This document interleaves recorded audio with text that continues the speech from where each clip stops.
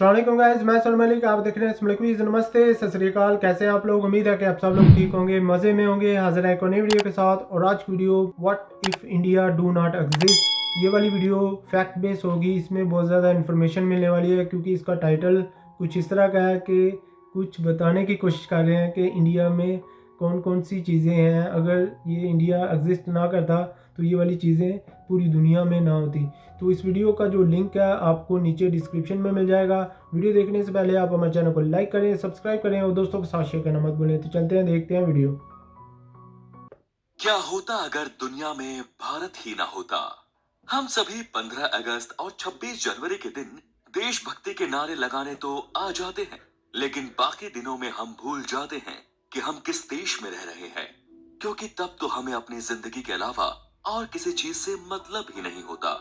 इसीलिए दोस्तों, आज हम आपको एक रियलिटी चेक देने आए हैं, जिसमें आप ये जानेंगे कि अगर इस पूरी दुनिया में हमारा भारत ना होता तो क्या होता। हमें पता है, सवाल बड़ा पेचीदा है, लेकिन जवाब उससे भी ज्यादा इंटरेस्टिंग। इसीलिए इस वीडियो में बिल्कुल आखिर तक बने रहिएगा, क्योंकि वीडियो वाकई में आपका दिल जीत लेगा। सबसे पहले अगर हम इस ब्रह्मांड के नजरिए से हमारे भारत को देखें, तो हमारी पृथ्वी के 148.94 मिलियन स्क्वायर किलोमीटर के एरिया में हमारा भारत अकेले 3.28 मिलियन स्क्वायर किलोमीटर का एरिया कवर करता है। और जब अगर भारत ही ना होता तो ये एरिया भी पृथ्वी से गायब हो गया होता। और वर्ल्ड पॉपुलेशन की करीब 750 करोड़ की आबादी में 135 करोड़ से ज्यादा भारतीय ही मौजूद है। यानी कि अगर भारत ना होता तो हर 6 में से एक इंसान गायब हो चुका होता। ये तो हो गई लैंड और पॉपुलेशन की बात। अब आते हैं धर्म पर, क्योंकि दुनिया के 4 सबसे फेमस धर्म हिंदुइज्म, जैनिज्म, बुद्धिज्म और सिखिज्म हमारे भारत की ही देन है, हाँ, क्योंकि ये इन तो सभी है। धर्मों का जन्म भारत में ही हुआ है। वैसे सिर्फ धर्म ही नहीं, बल्कि अगर हम मुल्कों की भी बात करें तो शायद आप भूल रहे हैं कि पाकिस्तान, बांग्लादेश, नेपाल और म्यांमार हमारे भारत से ही अलग होकर अपने खुद के अस्तित्व को दुनिया के सामने रख पाए हैं। सिर्फ इतना ही नहीं, हमारे देश के दक्षिण में मौजूद श्रीलंका, जो कि इंडियन ओशियन से हमसे जुड़ा हुआ है, वो भी बिना भारत के अकेला ही रह जाता। वैसे भी बिना भारत के तो इंडियन ओशियन भी वो न रहता जो आज है। वहीं अगर हम दुनिया की सबसे ऊंची पर्वत श्रृंखला माउंट एवरेस्ट की बात करें, तो ये तभी बनी थी जब इंडियन प्लेट्स यूरेशियन प्लेट्स से जाकर मिली थी।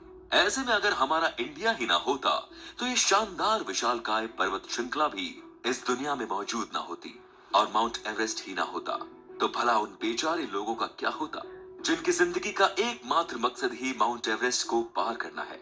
क्योंकि दुनिया में कई सारे ऐसे लोग हैं जिन्हें दुनिया की सबसे ऊंची चोटी पर चढ़कर अपना नाम इतिहास के पन्नों में दर्ज करवाना है। और अगर हम इतिहास पर ही आ गए हैं, तो दोस्तों हम आपको ये भी बता दें कि बिना भारत के तो क्रिस्टोफर कोलंबस अमेरिका की डिस्कवरी भी ना कर पाते, क्योंकि ये ये भारत तो को है। ही ढूंढते वो तो ढूंढते इंडिया को अमेरिका पहुंच गए ढूंढते थे। ढूंढते और उधर जब चला से गया। कोलंबस ने अमेरिका की डिस्कवरी की है, तभी से अमेरिका की इतनी ज्यादा तरक्की हुई है। और सिर्फ अमेरिका ही क्यों, जब ब्रिटिशर्स ने हमारे देश में 200 सालों तक राज किया, तो उन्होंने हमारे देश में ऐसी बहुत सी चीजें अडॉप्ट की थी जो आज उन्हें एक संपन्न देश बनाने में हाँ, मदद करती है। बहुत सारा वैसे लूटा भी हम था। आपको ये भी बताना चाहेंगे कि अपने समय के सबसे कोहिनूर क्रूर तानाशाह सबसे बड़ी। हिटलर ने जब अपनी निजी पार्टी बनाई थी तो उसके झंडे में स्वास्तिक का चिन्ह लगाया था। और ये हमें तो आपको बताने की जरूरत भी नहीं है कि स्वास्तिक का चिन्ह दुनिया को देने वाला और कोई देश नहीं बल्कि हमारा भारत ही है, क्योंकि हम भारतीयों ने कभी भी किसी भी चीज को बांटने में कभी शर्म नहीं की, फिर चाहे वो चीजें हो या ज्ञान। वैसे जब हम ज्ञान की बात कर रहे हैं तो हमें पता है कि कई सारे लोगों को यहाँ पर मैथमेटिक्स से डर लगता होगा, पर आप खुद ही सोच कर देखिए कि अगर मैथ में जीरो और टेक्नोमेट्री जैसी चीजें ना होती तो मैथ का हाल और भी बेहाल हो जाता। लेकिन थैंक्स टू इंडिया, जिसने दुनिया को टेक्नोमेट्री और जीरो जैसी चीजें देकर मैथ्स क्वेश्चन को और ज्यादा सरल बना दिया। और सिर्फ मैथ ही क्यों, दुनिया को मेंटल हेल्थ सिखाने में भी तो इंडिया का बहुत बड़ा हाथ है, क्योंकि योगा, योगा। मेडिटेशन और जैसी चीजें हमारे भारत से ही दुनिया भर में फैली हैं। और आज योग और मेडिटेशन का इतना ये वाला ज्यादा मुझे पता क्रेज है। दुनिया में फैल चुका है कि हर 10 में से 2 इंसान आपको मेडिटेशन और योगा के गुण बताता हुआ दिख जाएगा। और चेस जैसे शानदार गेम को भी खेलकर दुनिया में अपनी बुद्धि बढ़ाने में कोई कसर नहीं छोड़ती है।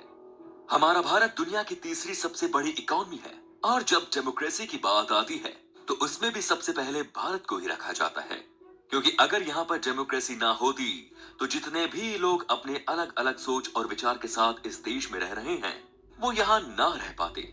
लेकिन यही तो हमारे देश की खूबसूरती है कि आपको यहाँ पर हर 10 मील में से एक अलग सोच, एक अलग सभ्यता वाले लोग मिल जाएंगे।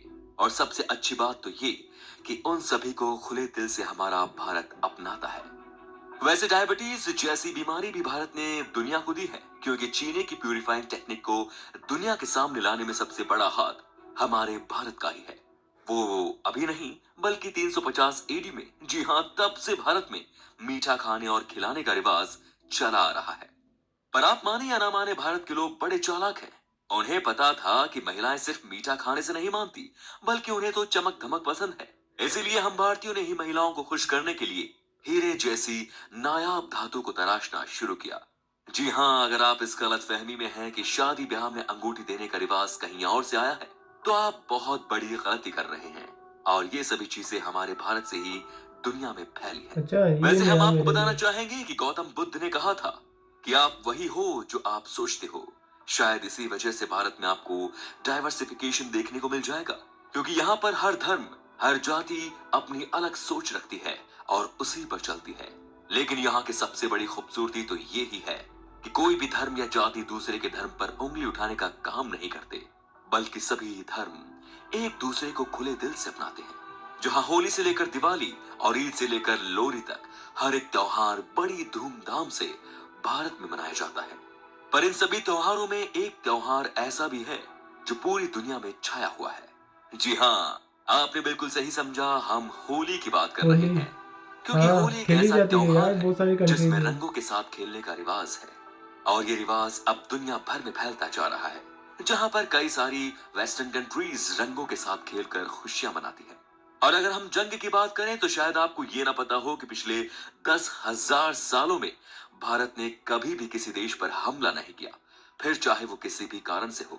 जिसका साफ मतलब ये है कि भारत कभी भी किसी देश के ऊपर शुरुआती हमला नहीं करता। लेकिन इसका ये बिल्कुल भी मतलब नहीं कि जब कोई देश हम पर हमला करे तो हम शांत बैठे रहें।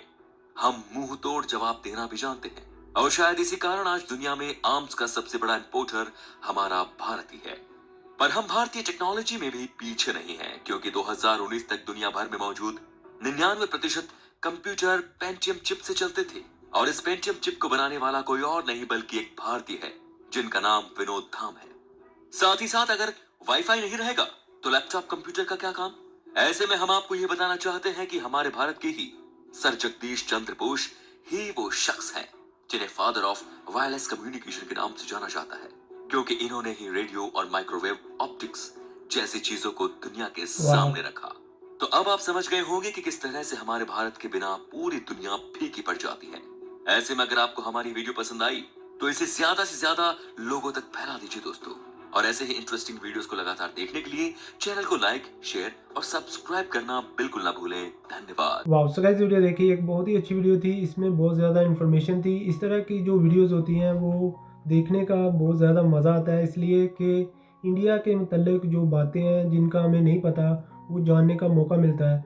और मैंने इंट्रो में भी कहा था कि इस वीडियो का टाइटल इस तरह का है कि आपको बहुत सारी इन्फॉर्मेशन मिलने वाली है। जैसा कि इन्होंने बताया कि 95% जो डायमंड है वो इंडिया में कट एंड पॉलिश होता है। उसके बाद जो सोने की रिंग है उसका रिवाज है जो वो इंडिया ने स्टार्ट किया था, तो इस बात का मुझे नहीं पता था।